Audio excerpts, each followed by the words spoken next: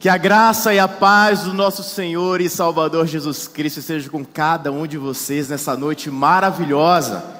Que bom que nós estamos juntos neste congresso. E eu preciso confessar algo para você. Eu acho que nunca na minha vida tive um debate interno sobre qual mensagem que eu iria pregar. Acho que o maior conflito do pregador é o que ele vai pregar.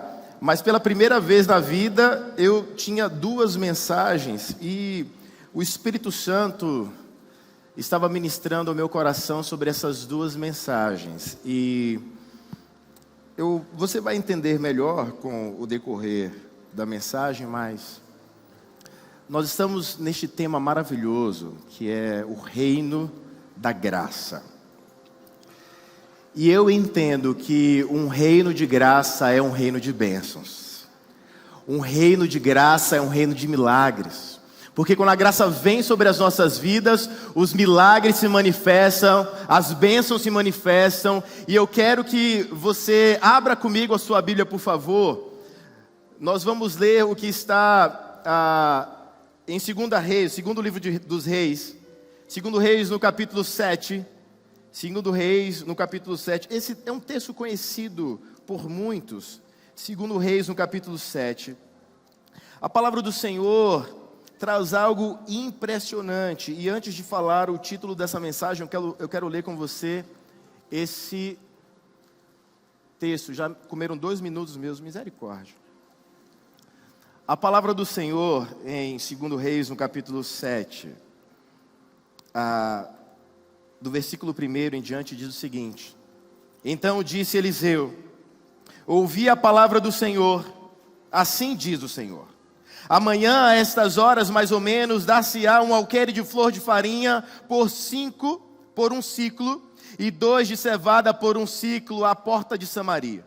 Porém, o capitão cuja braço do rei se apoiava respondeu ao homem de Deus: ainda que o Senhor fizesse janelas no céu, poderia suceder isso? Disse o profeta: eis que tu o verás com os teus olhos, porém disso não comerás. 4 homens leprosos estavam à entrada da porta, os quais disseram uns aos outros: por que estaremos nós aqui sentados até morrermos? Se dissermos, entremos na cidade, há fome na cidade, e morreremos lá. Se ficarmos sentados aqui, também morreremos. Vamos, pois, agora e demos conosco no arraial dos Círios. Se nos deixarem viver, viveremos. Se nos matarem, tão somente morreremos. Levantaram-se ao anoitecer e se dirigem ao arraial dos Círios. E tendo chegado à entrada do arraial, eis que não havia lá ninguém. Porque o Senhor fizera ouvir no arraial dos Círios ruído de carros e de cavalos e o ruído de um grande exército, de maneira que disseram uns aos outros: eis que o rei de Israel alugou contra nós os reis dos heteus e dos egípcios para virem contra nós. Pelo que se levantaram e, fugindo ao anoitecer, deixaram as suas tendas, os seus cavalos e os seus jumentos e o arraial como estava, e fugiram para salvar a sua vida. Chegando, pois, aqueles leprosos à entrada do arraial, entraram numa tenda, e comeram, e beberam, e tomaram dali prata e ouro e vestes, e se foram, e os esconderam. Voltaram e entraram em outra tenda, e dali também tomaram alguma coisa e a esconderam. Então disseram uns aos outros: não fazemos bem, este dia é dia de boas novas, e nós nos calamos. Se esperarmos até a luz da manhã, seremos tidos por culpados. Agora, pois, vamos e anunciemos à casa do rei. Vieram, pois, e bradaram aos porteiros da cidade, e lhes anunciaram, dizendo: fomos ao arraial dos Círios, e eis que lá não havia ninguém, voz de ninguém, mas somente cavalos e jumentos atados, e as tendas como estavam. Então os porteiros gritaram e fizeram anunciar a nova no interior da casa do rei. Levantou-se o rei de noite e disse a seus servos: agora eu vos direi o que é que os sírios nos fizeram. Bem sabem eles que estamos esfaimados, por isso saíram do arraial a esconder-se pelo campo, dizendo: quando saírem da cidade, então os tomaremos vivos e entraremos nela. Então, um dos seus servos respondeu e disse: tomem-se, pois, 5 dos cavalos que ainda restam na cidade, pois toda a multidão de Israel que ficou aqui de resto terá a mesma sorte da multidão dos israelitas que já pereceram. Enviemos homens e vejamos. Tomara, pois, 2 dos carros com cavalos, e o rei enviou os homens após os exércitos dos sírios, dizendo: ide e vede. Foram após eles até o Jordão, e eis que todo o caminho estava cheio de vestes e de armas que os sírios na sua pressa tinham lançado fora. Voltaram os mensageiros e o anunciaram ao rei. Versículo 18 em diante diz: assim se cumpriu o que falara o homem de Deus ao rei. Amanhã, a estas horas mais ou menos, vender-se-ão 2 alqueires de cevada por 1 siclo e de flor de farinha por 1 siclo à porta de Samaria. Aquele capitão respondera ao homem de Deus: ainda que o Senhor fizesse janela no céu, poderia suceder isso segundo a sua palavra? Dissera o profeta: eis que tu verás com os teus olhos, porém disso não comerás. Assim lhe sucedeu, porque o povo o atropelou na porta e ele morreu. Deus, eu entrego a minha vida ao Senhor neste momento mais uma vez, para que o Senhor tenha misericórdia de mim, para que eu fale aquilo que está no teu coração, aquilo que vem do Senhor e não da minha mente ou dos meus desejos. Sou submetido à tua boa vontade, ó Espírito Santo, e que o teu povo seja abençoado pela tua palavra, em nome de Jesus, amém. É interessante essa palavra porque ano passado nós estávamos em uma ministração, eu e a pastora Rebeca, e veio uma palavra em nossa direção sobre pequenas férias. E aquele pastor estava dizendo: olha, todas as vezes que eu fui viajar durante o ano que passou, Deus me proporcionou pequenas férias. E eu falei: Rebeca, eu recebo essa palavra na minha vida. E ela falou: também recebo essa palavra na minha vida. E esse ano nós estávamos no treinamento dos pastores, e o apóstolo Sérgio estava ministrando, e eu recebi uma palavra que veio da vida do apóstolo Sérgio, quando ele disse sobre bênçãos inexplicáveis. E depois eu fiquei meditando nisso, e o Senhor me trouxe até esse texto. E o título dessa mensagem é Bênçãos Inexplicáveis, Milagres Incontestáveis. Eu acredito que um reino de graça é um reino de bênçãos incontestáveis. Eu acredito que um reino de graça é um reino de milagre. E a palavra foi liberada. Quando nós lemos o versículo 1, a palavra do Senhor nos diz: então disse Eliseu, ouvi a palavra do Senhor. Assim diz o Senhor, amanhã a estas horas mais ou menos, dar-se-á um alqueire de flor de farinha por 1 siclo, e 2 de cevada por 1 siclo à porta de Samaria. Queridos, Deus sempre vai usar alguém na terra. Deus sempre vai usar alguém na terra para que a sua vontade se cumpra. Desde Adão até Jesus, e de Jesus até nós, sempre Deus usa pessoas para que a sua vontade aconteça. E quando nós vemos esse texto, nós vemos que não foi diferente. O povo estava passando por uma fome muito grande. O povo estava passando por uma miséria muito grande.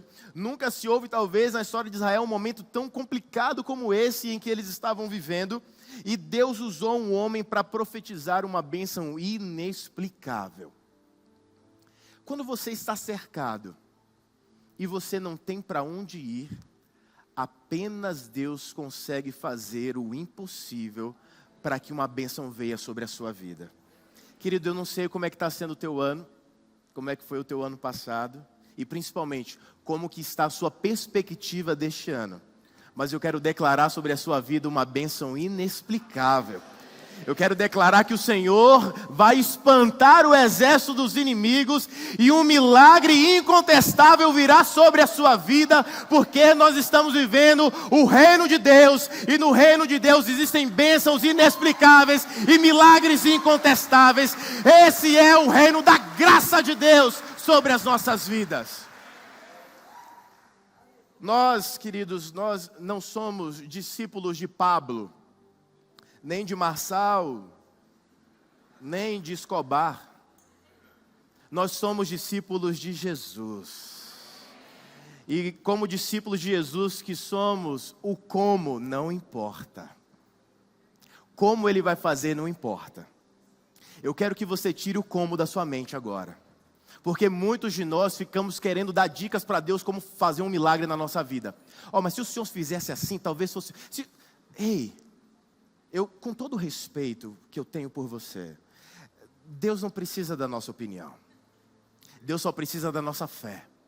Se você tem fé em Deus, vai acontecer. Eu gosto de uma frase do Moody, quando ele diz: para crer é preciso crucificar a pergunta como.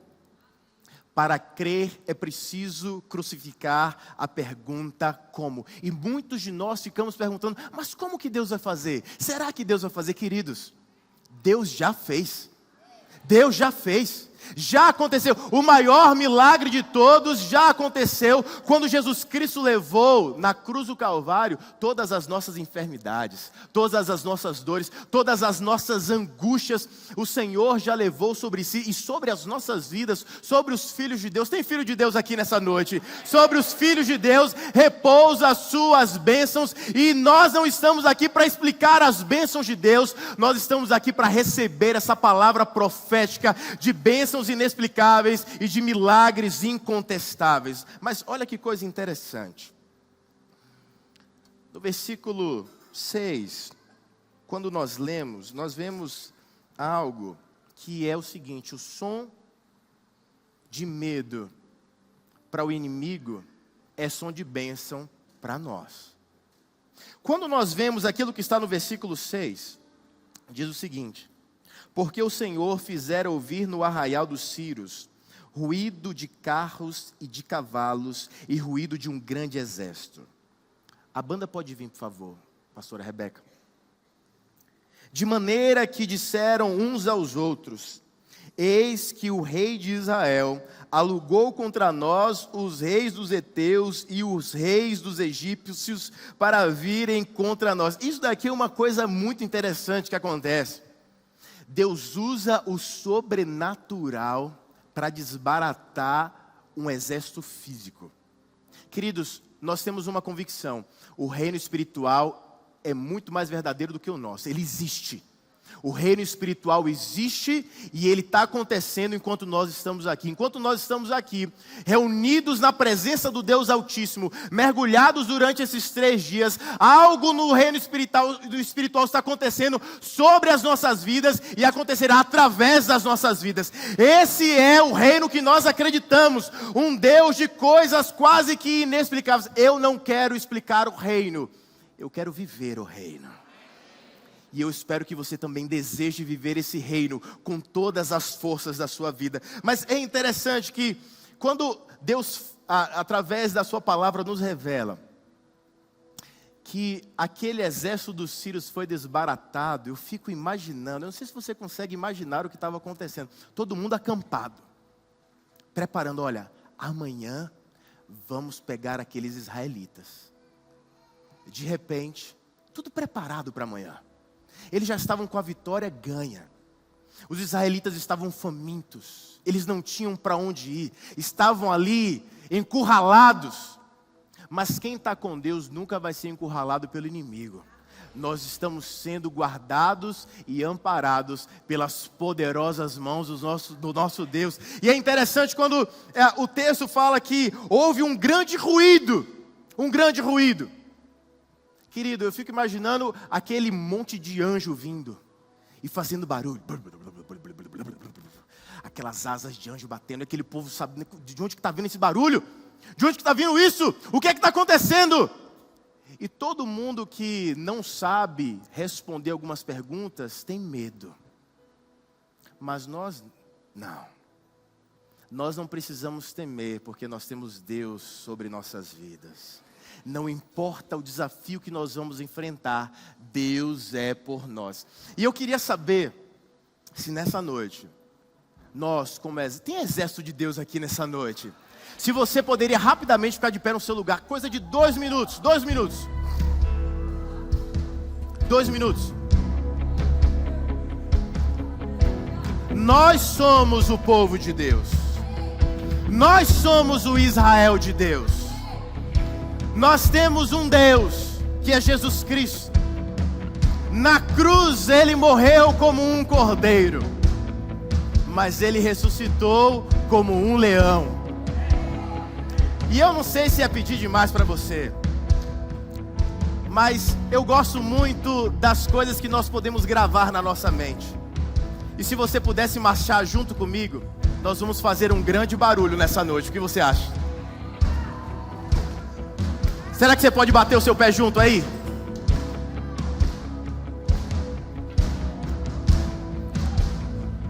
Vamos.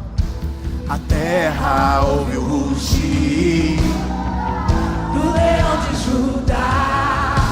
A terra ouve o rugir. É a voz do exército. A terra ouve o rugir do leão de Judá. A terra ouve o rugir. Tem exército de Deus aqui nessa noite.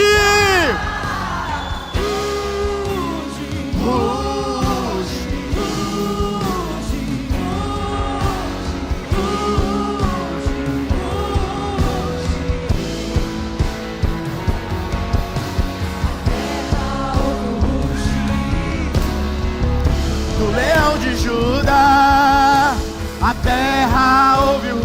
Será que a terra vai ouvir a sua voz essa noite? Será que os inimigos vão ouvir a sua voz essa noite? O leão de Judá, a terra ouve o rugir do leão de Judá.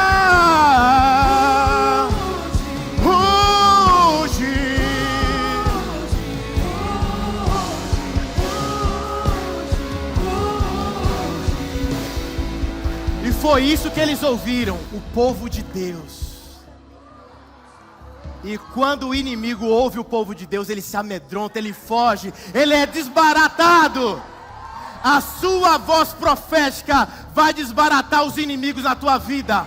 Não tenha medo de abrir a tua boca e profetizar e lançar palavras de bênçãos. Nós somos o povo de Deus. Nós somos o povo mais poderoso dessa terra. Nós temos o leão de Judá sobre as nossas vidas, e inimigo nenhum vai poder nos derrotar. Você crê nisso? Será que você pode aplaudir ao Senhor? Aleluia! Você pode se assentar, por favor. É interessante pensar que não existe linha de chegada na terra. Tem muita gente que pensa, olha, eu agora cheguei na minha linha de chegada. Eu agora me tornei líder de célula, acabou. Eu agora sou da igreja, acabou. Tem gente que pensa que existe uma linha de chegada na terra, mas na terra só existe linha de largada. Porque a nossa chegada é nos céus. Nós estamos sendo preparados para, como igreja gloriosa, sermos levados pelo nosso Senhor e vivermos nas mansões que Ele está preparando para nós. Não existe linha de chegada. Então, o que é que significa isso? Que nós sempre vamos estar batalhando, lutando com Deus ao nosso lado. E se Deus é por nós, se Deus é por nós, se Deus é por nós, neste reino quem vence as batalhas por nós é o nosso rei. É interessante porque nós vivemos em um reino completamente diferente. Nas batalhas que vimos em muitos reinos, os súditos lutam pelo seu rei. No reino em que nós vivemos, o rei lutou pelos seus súditos, ele deu a vida pelos seus súditos, e por causa do nosso rei, nós hoje, outrora éramos súditos, agora nós somos chamados de filhos de Deus. Nós vivemos esse reino sobrenatural. É interessante porque algumas pessoas com esse pensamento, talvez digam assim, pastor, o Senhor não sabe de onde eu vim. Queridos, não importa de onde você veio, se você sabe para onde você está indo. Eu costumo dizer que eu sei para onde eu estou indo, porque eu conheço quem me guia. E se o mesmo Deus que me guia está guiando você, você está na direção certa, você não está perdido, e o exército que te cercava outrora será desbaratado em o nome de Jesus. Não julgue o coração pela aparência, e vice-versa. Não julgue o coração pela aparência e vice-versa. O versículo 9 vai nos dizer o seguinte: então disseram uns para os outros: não fazemos bem. Este dia é dia de boas novas e nós nos calamos. Se esperarmos até a luz da manhã, seremos tidos por culpados. Agora, pois, vamos e anunciemos a casa do rei. Vieram, pois, e bradaram aos porteiros da cidade, e lhes anunciaram, dizendo: fomos ao arraial dos Círios, e eis que lá não havia ninguém, voz de ninguém, mas somente cavalos e jumentos atados, e as tendas como estavam. Eu quero chamar sua atenção para essa parte do texto. Se Deus usou 4 leprosos, desistidos da vida, o que te faz pensar que Ele não vai usar você?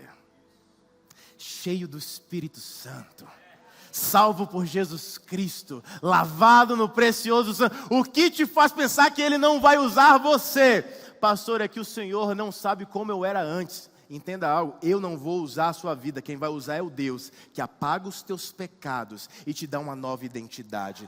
Em Cristo Jesus nós temos uma nova identidade, nós podemos ser usados, e tem muita gente que se apega a isso, julga o livro pela capa, julga pelas aparências, mas nós não, nós somos aqueles que temos a nossa essência transformada por Jesus Cristo, nós somos aqueles que temos o poder do Espírito Santo de Deus, e é por isso que nós somos uma igreja gloriosa.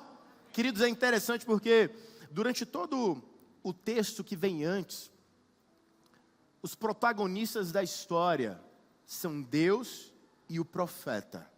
Deus e o profeta.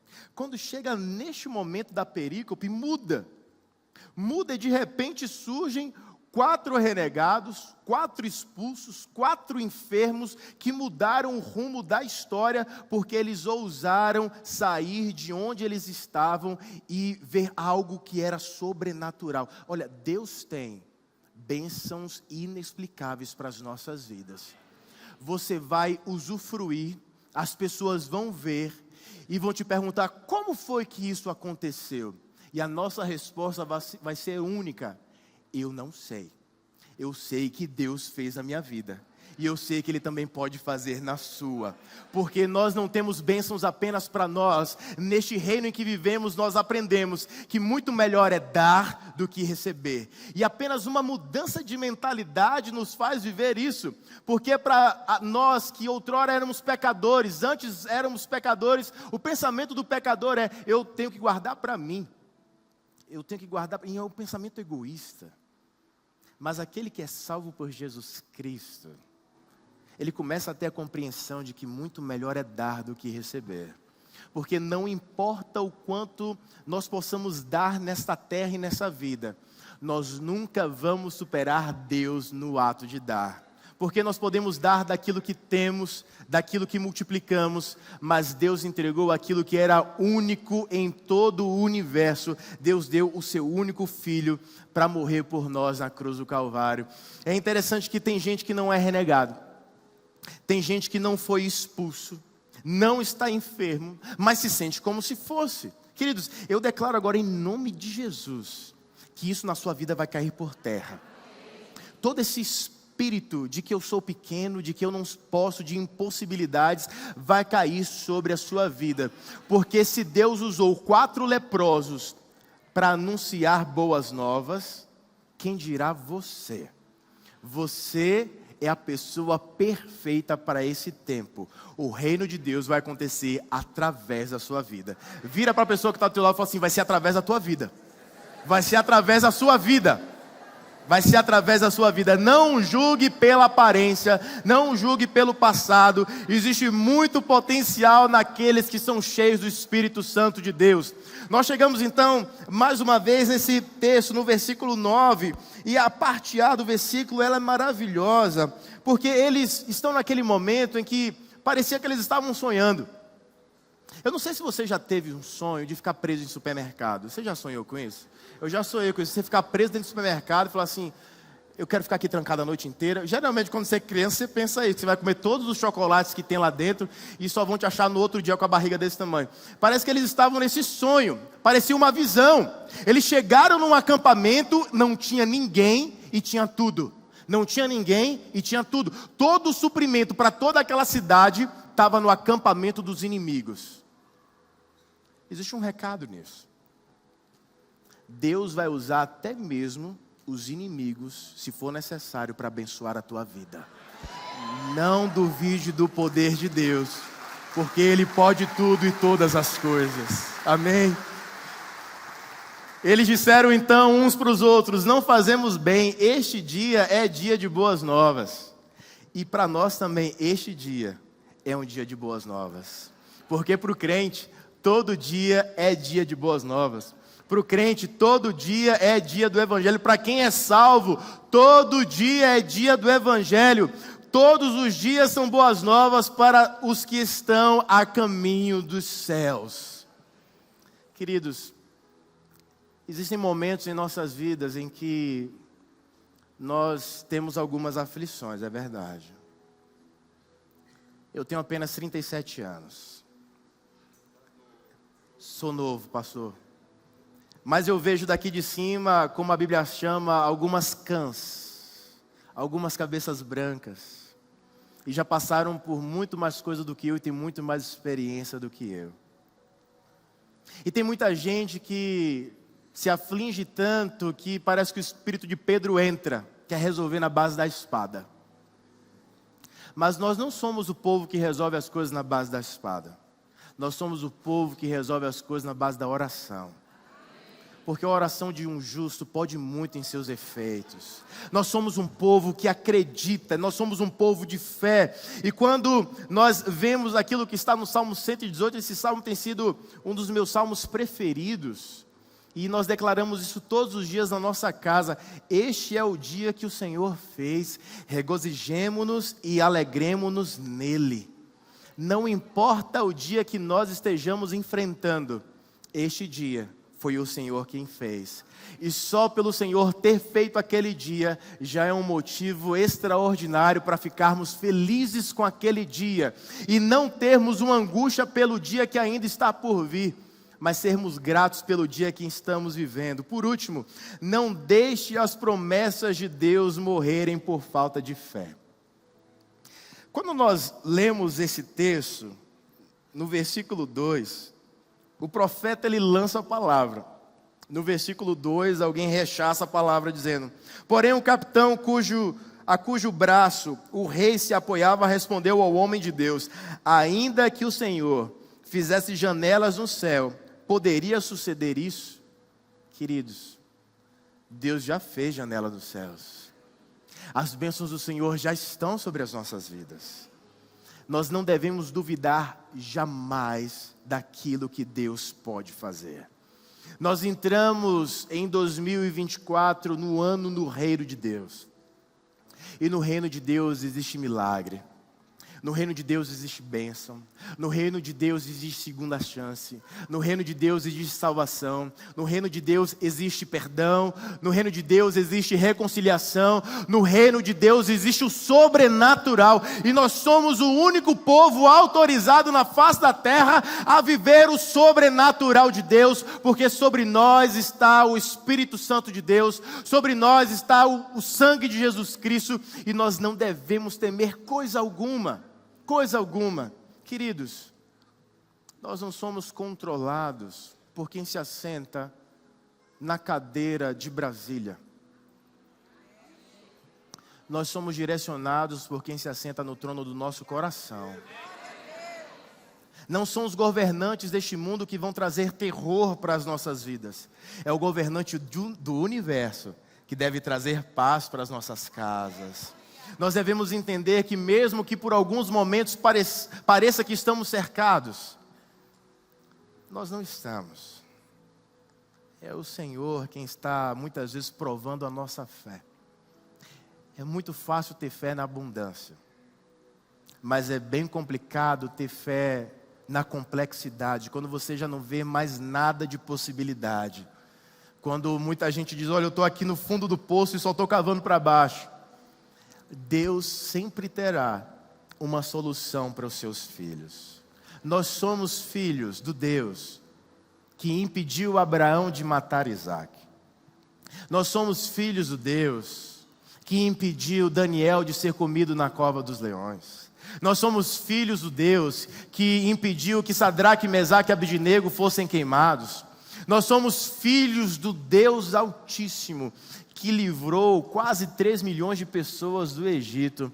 Nós somos o Filho do Deus que se encarnou, veio ao mundo, se humilhou, abriu mão da sua glória, morreu na cruz e ao terceiro dia ressuscitou. E nas suas mãos estão a chave da morte e do inferno.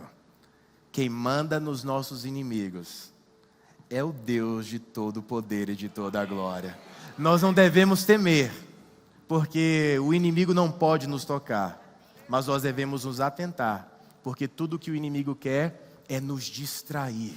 Que nós não nos distraiamos com as coisas deste mundo, mas que nós possamos viver aquilo que Deus tem para nós. E o que Deus tem para nós são bênçãos inexplicáveis e milagres incontestáveis.